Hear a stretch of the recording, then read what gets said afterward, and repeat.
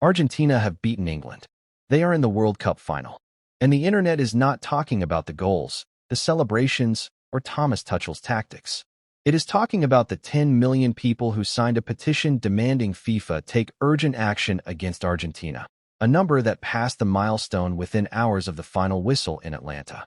The petition on Argentina.com has crossed 10 million signatures, accusing FIFA and match officials of repeated bias in favor of Lionel Messi and the defending champions.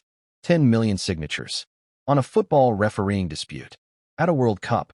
This is not a social media joke or a protest that faded after 24 hours. It is a documented, growing, cross-continental expression of fury that has been building since the group stage, and Argentina's win in Atlanta has not calmed it down. It has accelerated it. This is the full story of what happened, why it happened, and what, if anything, FIFA can actually do about it. The 10 million signature petition did not arrive from nowhere. It is the endpoint of a tournament-long accumulation of decisions, controversies, and disputed moments that critics have cataloged match by match since Argentina's first group stage game.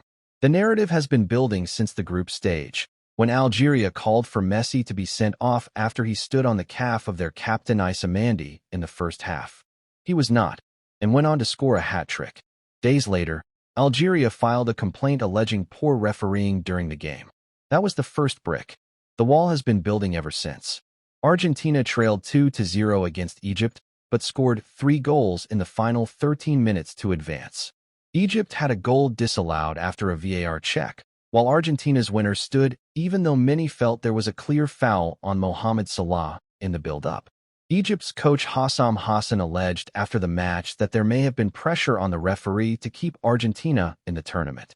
Egypt is asking FIFA to investigate the officiating after its 3-2 loss. Then came the Switzerland quarterfinal. Switzerland was outraged after referee João Pinheiro reversed a yellow card decision in the second half against Argentina that ended up sending a Swiss player off instead. It is a new rule FIFA calls mistaken identity. Christina Unkel, ITV's rules analyst for the World Cup and a former FIFA referee, said, "I don't think it should have been applied in the first place. It was too broad. 3 separate nations, Algeria, Egypt, Switzerland, each with documented specific grievances about specific decisions in their specific match against Argentina. And then England arrived in Atlanta for the semifinal." Posted on the website VARgentina.com, the online petition calls for Argentina to be eliminated from the 2026 World Cup. The website is not affiliated with FIFA or any national football federation. The petition available on Argentina.com claims that FIFA and the match officials have shown favoritism towards Argentina during the tournament.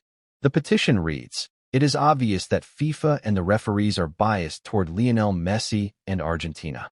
Why should the rest of the world compete when the winner has already been decided?" The signature count trajectory tells its own story. The petition existed before the semifinal. By July 14th, it had accumulated over 6 million signatures. Within hours of Argentina's win over England, the petition site saw its signature count climb past the 10 million mark as anger spread online. The post-match surge is the detail that matters most, because it tells you something important about who is signing this petition and why. England are out. The tournament is over for them. The petition cannot change that result. And yet millions of people signed it after the elimination, not to change the outcome of England versus Argentina, but to register something broader about what they believe happened across the entire tournament. One fan summarized it bluntly on social media: "The numbers don't lie. England on average get a yellow card per 7 fouls. Argentina commit 22 fouls for every yellow card." Some might say it's a FIFA thing. Others might say they're lucky with the refs officiating their games. Argentina, whose social media critics have dubbed VARgentina, reached the semifinal under a cloud of complaints. The VARgentina nickname is not random. It is a specific reference to the pattern that critics have documented across multiple matches, a pattern where VAR appeared to intervene in ways that consistently benefited Argentina rather than their opponents. The debate over the video assistant referee continues to intensify as the FIFA World Cup 2026 reaches its climax. With the semifinalists confirmed, the conversation has increasingly shifted toward the influence of technology on the game's outcome. The protocol over mistaken identity is one of several incidents in which VAR is allowed to intervene under rules applied to the 2026 to 27 season in the World Cup, putting a largely untested protocol up for public debate. Uncle said this new expansion of the protocol without testing it, without really knowing that that's what they wanted it to do. It's just like a powder keg. I'm just waiting for the final linchpin. The powder keg description proved accurate. Following Egypt's controversial 3-2 loss to Argentina, Egyptian player Mostafa Ziko publicly labeled the officiating clear injustice, even suggesting the tournament felt rigged against them. Wayne Rooney fumed over a marginal offside call that denied Colombia a goal. Fan confidence has been completely eroded. Uncle said she had covered major tournaments as a referee and as an analyst and had never seen the level of chatter, not just on social media. Into this environment, 10 million signatures, VARgentina trending globally, multiple national football federations filing formal complaints. FIFA announced the referee for England versus Argentina. FIFA's decision to appoint MLS referee Ismail Elfath for the World Cup semifinal between England and Argentina sparked fresh controversy ahead of one of the tournament's biggest matches. The debate stems from Argentina's strong record in matches officiated by Elfath, with reports noting that Lionel Messi has never lost a game under the American official. With Lionel Messi never having lost a game officiated by Elfath, this match promised to carry significant weight and intrigue amid a backdrop of heated rivalry and controversial refereeing decisions. Elfath has already handled 3 matches at the competition and is regarded as one of FIFA's experienced officials. His appointment shows the confidence FIFA has in his ability to manage high-pressure encounters involving some of the world's best players. FIFA's official position is that the appointment was made through normal procedures. While FIFA's referee appointments are made through normal procedures, the timing of the selection has added fuel to an already heated discussion surrounding the defending champions. The timing is the issue.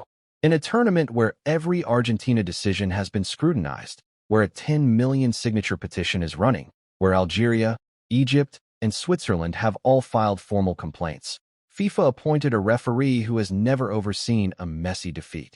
Whether that record is coincidence, correlation, or something more significant is a question the appointment itself raised loudly and answered quietly. FIFA chief refereeing officer Pierluigi Collina has staunchly defended the integrity and independence of match officials amid the controversies surrounding the World Cup 2026.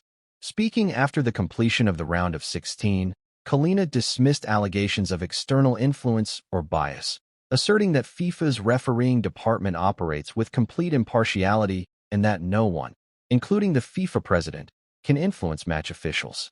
He acknowledged that while some decisions in the fast-paced tournament may not go as expected, referees make honest, evidence-based decisions according to the laws of the game. Collina emphasized that while constructive debate is part of football, unfounded allegations of corruption or rigging are unacceptable, as they can incite threats against officials and their families. It is a reasonable defense stated clearly and with genuine authority. Pierluigi Collina is one of the most respected figures in the history of refereeing. His record of defending the integrity of the system is genuine and long-standing. The problem is that the defense has not landed, not because it is wrong, but because the accumulation of incidents across this tournament has created a level of fan distrust that a single press conference statement cannot address. Uncle said, "I think fan confidence is completely eroded right now. I've covered major tournaments in this position and as a referee, and I have never seen the level of chatter, not just on social media. 10 million people signing a petition is not evidence of corruption. It is evidence of a trust gap so large that official reassurance cannot currently close it.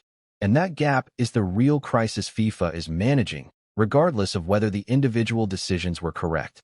Argentina beat England in Atlanta. Ismail Elfath refereed the match. Poland's Tomasz Kwiatkowski served as the primary VAR official, a seasoned specialist video referee who oversaw the VAR operation for the 2022 World Cup final between France and Argentina. The result, Argentina winning and advancing to the final, has done something unexpected to the controversy. It has not calmed it. If anything, it has intensified it.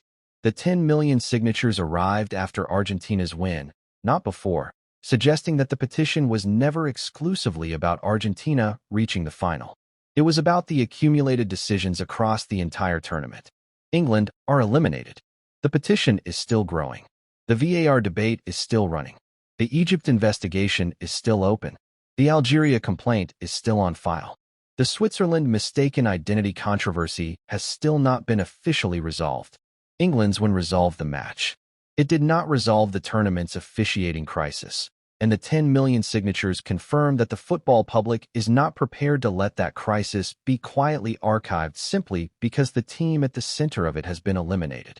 As decisions regarding a team's eligibility to participate in the World Cup fall solely within FIFA's jurisdiction, Argentina was guaranteed to play against England in Atlanta regardless of the petition's signature count. That is the first and most important practical reality. No petition, regardless of its signature count, has the legal mechanism to remove a participating nation from a FIFA tournament. That decision belongs exclusively to FIFA's disciplinary bodies and can only be triggered by specific breaches of FIFA regulations, not by public opinion expressed online.